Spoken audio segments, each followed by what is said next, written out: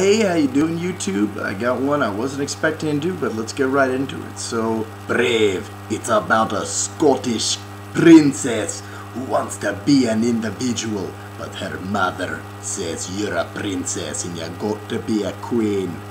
And that's pretty much the basic setup for this movie. You know, turns out to be a lot more to this movie than I thought there was going to be. Like, they bring in the idea of magic very early in the movie, but basically just go in there with the premise knowing there's a marriage or a contest set up for all the people of the different Scottish tribes, I'll say. I forget the word that they use, but all those different groups, they fight for her hand in marriage, and that's the plot of the film. So getting into the technical part of this movie, the animation, like, Pixar completely outdid themselves. I really thought that this was going to look a lot like How to Train Your Dragon, but the animation's amazing. The amount of detail in the movement, like, every time you look on screen, like, the detail and things, like, little things you see in the background, like, it looks so real, very, very fluid looking. It's very pretty to look at. The character models are also really nice, and they also have a lot of personality to them. In fact, a lot of the world itself has a lot of personality to it, and that's really cool.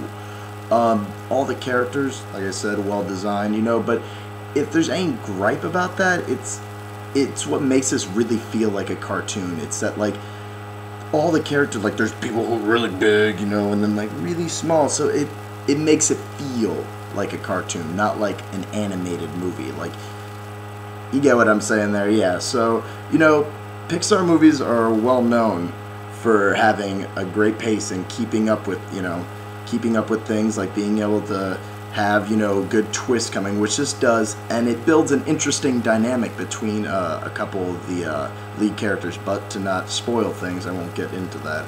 But like all Pixar movies, this one has a lesson it's trying to teach you, and I mean, if you thought that WALL-E was obvious, this one really beats you over the head with it, and it's just right out there. It has a really strong story. I really like the story. I really enjoy this, and the script was also really good. It was consistently funny. Now, it wasn't as funny as most of Pixar's other movies, but it kept up that, like, haha, you know, or even more than that. Like, it was making me laugh consistently throughout the movie, and I enjoyed it a lot.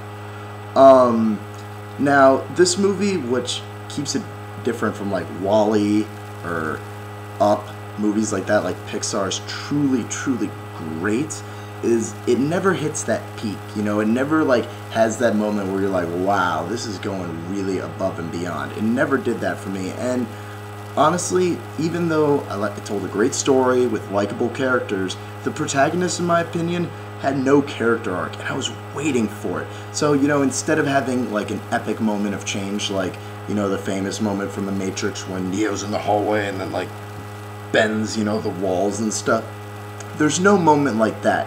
Instead of having that epic moment of change, it's more like a, thank God that worked out, I guess, you know, like, I guess we got lucky. Like, that's what it felt like to me.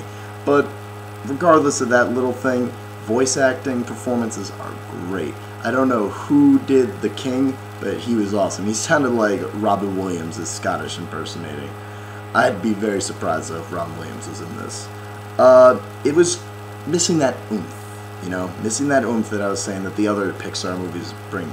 Now, even though it's missing that little extra bit for me, that's not necessarily a bad thing. It just never truly hits that level of greatness that I've come to expect from Pixar. And it's fun, it's really well done, but it's not their best. But it's really, really, really worth your time. Like, it's almost really damn good, but it's really worth your time.